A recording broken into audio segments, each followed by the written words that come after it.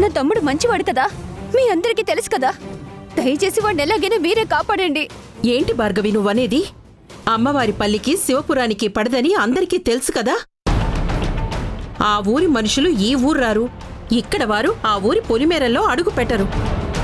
అలాంటిది నీ తమ్ముని వాళ్ళు తీసుకెళ్ళడం ఆశ్చర్యం అనుకుంటే ఇప్పుడు అక్కడికి వెళ్ళి ఎవరు కాపాడతారు? ఏం మాట్లాడుతున్నావు జయప్రద?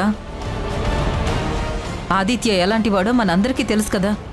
అలాంటి వాణ్ణి ఎత్తుకెళ్లారు అంటే మనం ఎలాగైనా మాట్లాడేది?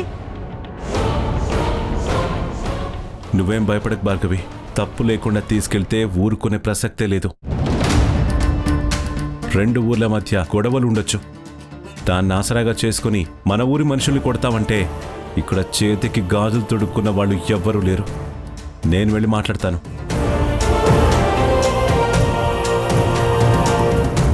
మావయ్య, అనవసరమైన గొడవల్లోకి నువ్వెందుకు? సత్య, నువ్వు చిన్నపిల్లవి, చిన్నపిల్లలాగా ఉంటేనే మంచిది. అమ్మా, నేను తీసుకున్న నిర్ణయం తప్పు కాదు కదా. లేదు కిట్టయ్య, మన ఊరు మనిషిని తీసుకెళ్లారు అంటే వాళ్ళకి ఎంత గుండె ధైర్యం ఉండాలి.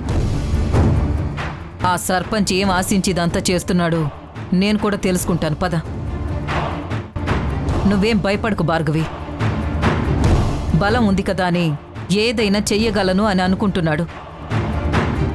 బలగం ఉంది కదా అని మన ఊరి పిల్లాన్ని ఎత్తుకెళ్లారు. కానీ ఒక అమాయకుణ్ణి తీసుకెళ్లి కొడితే ఊరుకునే ప్రసక్తే లేదు. నువ్వు ధైర్యంగా ఉండు. ఆదిత్యకి ఏం కాదు. నేను మురారి వెళుతున్నాం కదా, మాట్లాడి తీసుకొస్తాం. చాలా థ్యాంక్స్ అండి. పదకెట్టయ్యా.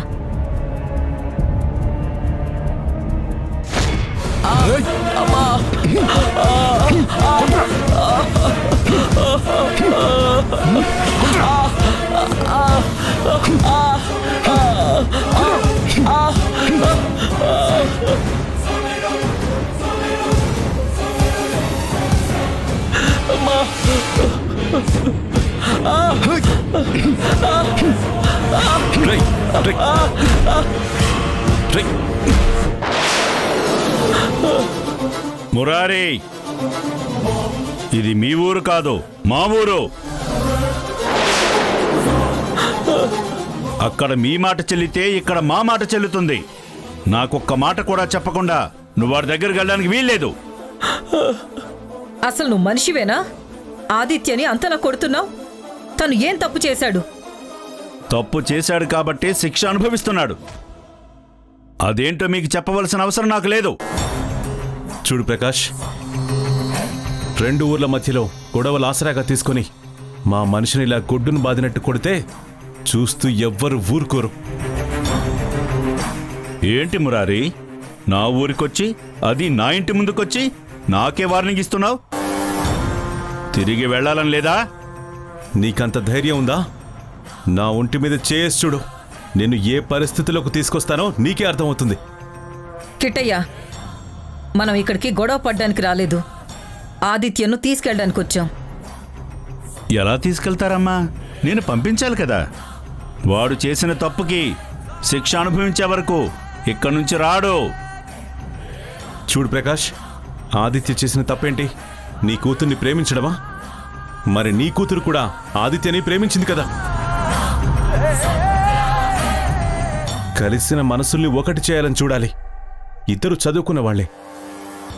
ఆదిత్య మంచివాడు, వాళ్ళదొక మంచి కుటుంబం. ఇంతకన్నా నీ కూతురుకి గొప్ప సంబంధం ఎక్కడ దొరుకుతుంది? ప్రేమకి అర్థం తెలుసున్నవాడు ఆ బంధానికి విలువిస్తాడు. మూర్ఖంగా వెళ్తే నీకు తెలియజెప్పాల్సి వస్తుంది. ఏంటి మురారి, మీ వాడు గొప్పవాడని చెప్పడానికి ప్రేమ నాటకం ఆడుతున్నావా? వాడు దొంగతనం చేశాడు.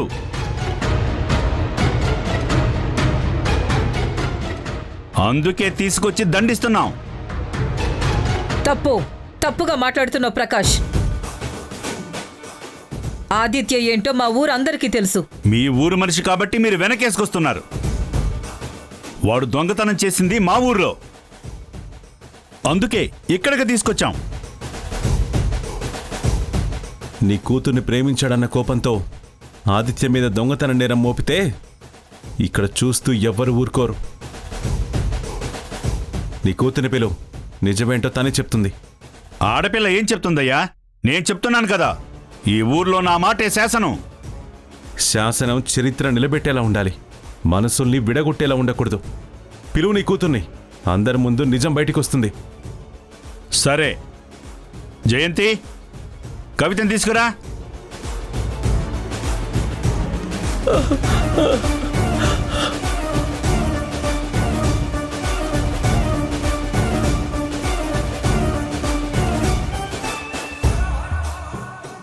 ఏంటమ్మా, నువ్వు ఇతన్ని ప్రేమించావా? ఇలాంటి వాడిని ప్రేమించావా?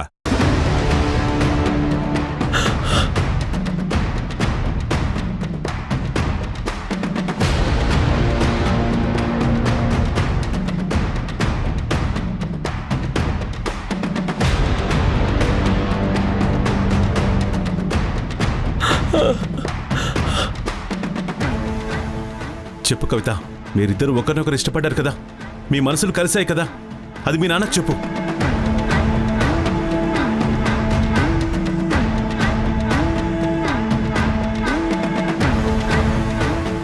చెప్పమ్మా, భయపడకుండా చెప్పు. తనెవరో నాకు తెలియదండి.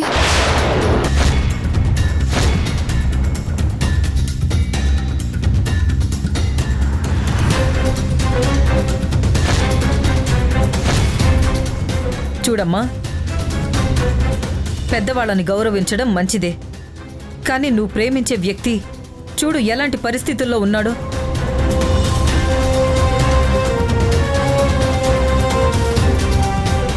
ఇప్పుడు నువ్వు నిజం చెప్పడం చాలా అవసరం. ఏంటి భువనేశ్వరీదేవి గారు, ఇది మీ ఊరు కాదు మీరు చెప్పడానికి. నా కూతురు మాట విన్నారు కదా, తను చెప్తే సరిపోతుందని మీ కొడుకు చెప్పాడు కదా. తనకు తెలియదని నా కూతురు చెప్పింది, వీడు దొంగ అని తేలింది. నువ్వు లోపలికి వెళ్ళమ్మా.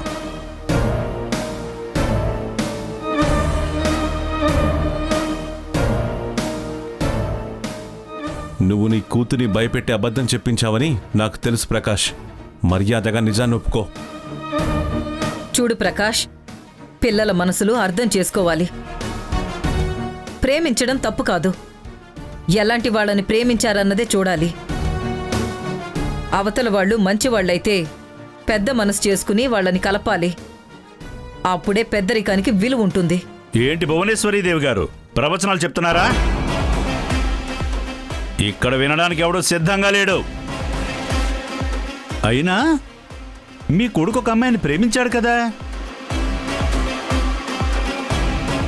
మీరు పెళ్లి కూడా చేయాలనుకున్నారు. తను కనిపించకుండా వెళ్ళిపోయింది, మళ్ళీ తిరిగి వచ్చిందంట కదా. ఒంటరిగా రాలేదంట కదా, కడుపులో ఒక బిడ్డను మోస్తూ వచ్చిందంట. మీ విలువేంటో, మీ కుటుంబ గౌరవం ఏంటో, మీ బుద్ధి ఏంటో నీ కోడల రూపంలోనే చెప్తుంది. ఎవరెవరితోనూ తిరిగి వచ్చిన అమ్మాయిని ఇంట్లో పెట్టుకున్న మీరు ఎలాంటి వాళ్ళో ఇక్కడే అర్థమవుతుంది. మా అమ్మనే అంటావా నిన్ను?